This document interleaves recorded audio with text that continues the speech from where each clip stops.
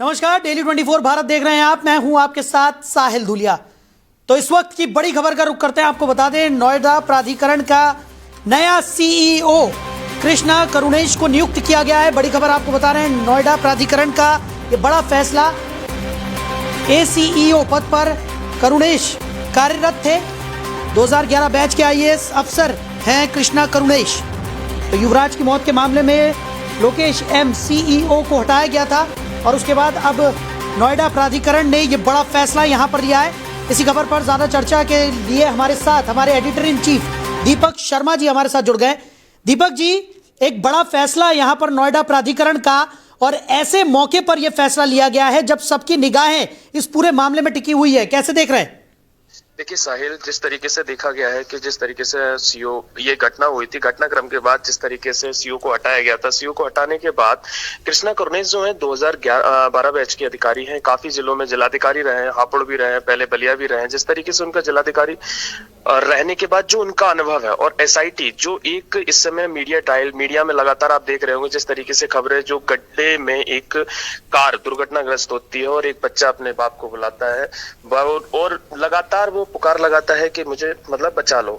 और जिस तरीके से एक वीडियो को देखने के बाद एक माहौल बना हुआ है, और माहौल की सरगर्मी देखते हुए माहौल कि लगातार कहीं ना कहीं अफसरशाही पे सवाल उठ रहे हैं, लोगों की जिम्मेदारी पे सवाल उठ रहे हैं। जिस तरीके से एक गैर जिम्मेदाराना हरकत हुई है, उस तरीकों को लेके कहीं ना कहीं सरकार कटघरे में थी। लेकिन एक जिम्मेदार अधिकारी की जरूरत थी नोएडा प्राधिकरण के लिए। नोएडा प्राधिकरण में एक अनुभवी अधिकारी की जरूरत थी जो समझ सके, लोगों की भावनाओं को भी समझ सके, टेक्निकल पॉइंट। क्योंकि नोएडा प्राधिकरण जो है एक ऑटोनोमस बॉडी है, यहाँ म्युनिसिपैलिटीज नहीं होती। म्युनिसिपैलिटी ना होने के कारण यहाँ पे जितनी जिम्मेदारियां हैं वो नोएडा प्राधिकरण की तरफ आती है। लेकिन लापरवाही में देखा जाए तो कहीं ना कहीं जो जिस समय मौजूद रेस्क्यू के दौरान पे जो बच्चा जिस समय वहां मतलब 2 घंटे तक जो चश्मदीद के मुताबिक अगर देखा जाए तो वहां पे फायर ब्रिगेड मौजूद थी, पुलिस वाले मौजूद थे, उसको बचाने की कोशिश की लेकिन नहीं बचा पाए। तो जिस तरीके से देखा जाए कहीं ना कहीं कमियां तो सभी की रही हैं।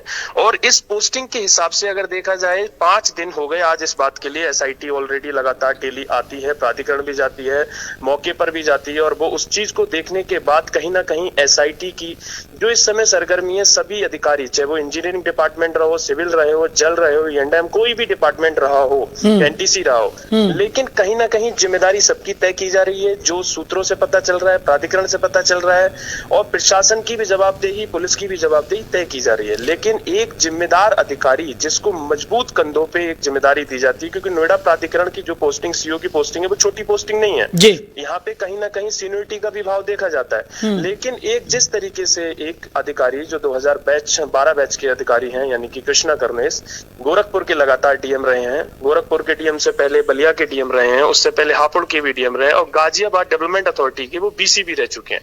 तो जो उनका लगातार एक काम करने का अनुभव है, और जो उनको बारीकी से समझ आता है, हर चीज की एक जिम्मेदारी जो है उन्होंने बाखूबी निभाई है। और लगातार गोरखपुर में 3 साल तक वो डीएम रहे हैं, और उन चीजों को बारीकी से सीएम ने, क्योंकि सीएम के बहुत भरोसेमंद अधिकारियों में से गिने जाते हैं बिल्कुल। लेकिन कहीं ना कहीं जो एक एसआईटी के साथ में सीओ की नामौजूदगी में जो उन्होंने 5 दिन तक एक अपनी जिम्मेदारी निभाई, और उस जिम्मेदारी को देखते हुए कहीं ना कहीं सबको पता था कि कृष्णा करुणेश की ताजपोशी यानी कि एज ए सीओ का चार्ज मिलने वाला है।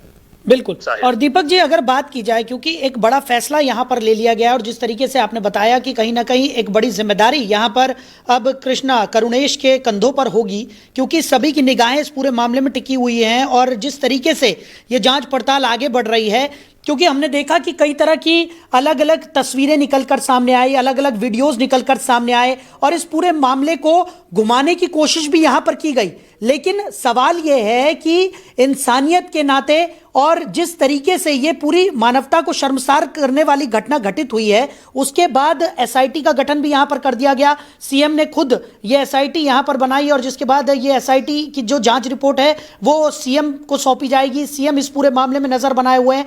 तो पूरा मामला जो है वो काफी हाईलाइटेड है, लेकिन उसके बावजूद भी इस पूरे मामले ने सभी को शर्मसार किया है। और सबके जहन में एक ही सवाल है कि जब इतना कुछ, इतने संसाधन है, सब कुछ है, उसके बावजूद भी एक जो शख्स है उसकी मौत हो जाती है और उसको बचाया नहीं जा सकता। देखिए, अगर ये बात बिल्कुल सही है साहिल, आपने जो बात कही बिल्कुल सही है, क्योंकि नोएडा जो एक हाईटेक सिटी है, यहाँ पे हमेशा उत्तर प्रदेश की यानी कि विंडो कहा जाता है। जब उत्तर प्रदेश की विंडो ही नोएडा से होके गुजरती है, कोई इन्वेस्टर्स हो, कोई बड़ी कंपनियां हो, वो सब ऑलरेडी नोएडा में आती हैं। लेकिन इस तरीके की एक घटना जो टेक्निकलिटी फेलियर माना जाए, मशीनरी का फेलियर माना जाए, और ये किस तरीके की जो जवाबदेही तो बनती है, और इसी चीज जवाबदेही की गंभीरता को देखते हुए, उस चीज की गंभीरता को समझते हुए तुरंत सीएम ने इस चीज के लिए एक हाई लेवल कमेटी बनाई। हाई लेवल कमेटी में एसआईटी में जो अधिकारी बनाए गए, जिन अधिकारियों को 3 सदस्यीय कमेटी में, जो एसआईटी में मंडलायुक्त हैं, एडीजी जोन है और एक पीडब्ल्यूडी के चीफ इंजीनियर है, तो जवाबदेही तय करने के लिए एसआईटी ने बनाया है। क्योंकि सब जानते हैं सीएम की जो जीरो टॉलरेंस की नीति है, उसके सामने कोई टिकता नहीं है। और ये भी है कि जो भी इस प्रकरण में शामिल है, जिनकी जवाबदेही बनती है, जिनकी भी गलती है, उनके लिए भी किसी कारण बस किसी भी इस प्रकरण में बख्शा नहीं जाएगा। एसआईटी हर मामले में, हर पहलू पर, हर बिंदु बार जांच कर रही है। लेकिन जिस तरह से एक प्राधिकरण, जिस इस माहौल में जो हर समय मीडिया के सीईओ की तरफ माहौल है, मीडिया की हर किसी की नजर में माहौल है कि आखिर नोएडा प्राधिकरण का मुखिया कौन होगा, उस प्राधिकरण के मुखिया को 2012 बैच के अधिकारी को देना कहीं ना कहीं ये जिम्मेदारी दिखाता है कि नोएडा प्राधिकरण के लिए एक बहुत जिम्मेदार अधिकारी दिया गया, और ये सोच समझ के दिया गया। कृष्णा करुणेश बहुत ही जिम्मेदार अधिकारी हैं, बहुत अनुभवी अधिकारी हैं, और बहुत जल्दी समझ जाते हैं। टेक्निकलिटी के मामले में अगर देखा जाए तो उनके लिए काफी अनुभव है, क्योंकि प्राधिकरण में भी रह चुके हैं, डीएमशिप का भी अनुभव है, जिस वजह से उनका तालमेल सभी जिला प्रशासन के साथ भी अच्छा रहेगा, पुलिस के साथ भी अच्छा रहेगा, और वो हर जो मीडिया के साथ संवाद रहता है वो भी बहुत अच्छा रहेगा। सरकार के प्रति एक जो जीरो टॉलरेंस की नीति, वो उस पर अग्रसर रहेंगे, ये सब जानते हैं। बिल्कुल, यानी कि दीपक जी, कहा जा सकता है कि कहीं ना कहीं अब इस मामले में जल्द से जल्द जो भी लापरवाही उजागर होगी उसके खिलाफ कड़ी से कड़ी कार्रवाई भी यहाँ पर होगी, इसकी उम्मीद हम जता सकते हैं। दूसरी तरफ नोएडा प्राधिकरण की हम अगर बात कर रहे हैं तो कोई पहला मामला नहीं है। इससे पहले भी हमने देखा है कि कई बार भ्रष्टाचार को लेकर, कई बार लापरवाही को लेकर नोएडा प्राधिकरण हमेशा सुर्खियों में बना रहता है। और साहिल क्या है, देखिए नोएडा प्राधिकरण क्या है, एक सबसे बड़ा प्राधिकरण है जिसका एक अपना बहुत काफी सारा बजट होता है। जिस बजट के अनुसार अगर देखा जाए तो बजट में हमेशा कहीं ना कहीं लोगों की जो एक वो होती है, क्योंकि नोएडा के अंदर सबसे ज्यादा इन्वेस्ट आता है, यानी कि निवेश आता है। निवेश आता है तो जाहिर सी बात है आपके लिए काम करना पड़ेगा, और काम करने के लिए आपके लिए सोचना पड़ेगा। जब आप सोचते हैं इन मामलों में किसी भी तरीके से, तो जाहिर सी बात है कि सीएम की फर्स्ट जो प्रायोरिटी रहती है वो हमेशा नोएडा, ग्रेटर नोएडा, यमुना की तरफ रहती है, और हमेशा हर की भी फर्स्ट प्रायोरिटी रहती है। तो जिम्मेदारी तो बनती है। और रहा प्राधिकरण में, जैसे पूर्व में आपने देखा होगा, आपने भ्रष्टाचार की बात करी, ये पूर्व में सरकारें रही हैं, उनकी भ्रष्टाचार पूर्व में रहे अधिकारी जो अपने तरीके से काम कराते थे, उन सब भ्रष्टाचारों पर खुलासा इसी सरकार में हुआ है। तो सीएम ने जाहिर सी बात है कि जीरो टॉलरेंस की नीति, उन्होंने जो भी कर्मियां थी, जो भी पूर्व के घोटाले थे, पूर्व की जितनी भी शिकायतें थी, उन सब चीजों पे जांच की जा रही है। आपने देखा होगा जिस तरीके से सीबीआई है हमेशा एक्टिव रहती है, कोई ना कोई हमेशा एसआईटी वगैरह किसी न किसी मामले में लगी रहती है। तो पूर्व की जो की हुई, पूर्व में जो हुए घोटाले या पूर्व में जो कमियां रही हैं, उन चीजों को सुधारने के लिए योगी सरकार तत्पर है और काम भी कर रही है, ये सब जानते हैं। और कोई भी किसी भी तरीके से अगर दोषी पाया जाता है तो उसको बख्शा नहीं जाएगा, ये सबको पता है। साहिल, चलिए दीपक जी, हमारे साथ जुड़ने के लिए, इस तमाम चर्चा के लिए आपका बहुत शुक्रिया। तो नोएडा प्राधिकरण ने जिस तरीके से ये बड़ा फैसला यहाँ पर नोएडा प्राधिकरण के लिए लिया गया है, सीईओ कृष्णा करुणेश होने वाले हैं, 2011 बैच के आईएएस अफसर हैं।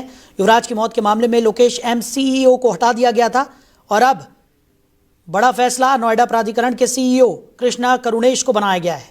कृष्णा करुणेश अब नोएडा प्राधिकरण के नए सीईओ नियुक्त किए गए हैं, और अब उम्मीद यही जताई जा रही है कि युवराज की जो मौत का मामला है उसमें कई और बड़े खुलासे यहां पर होंगे, और जिन्होंने भी लापरवाही बरती है उनके खिलाफ सख्त से सख्त एक्शन यहां पर लिया जाएगा।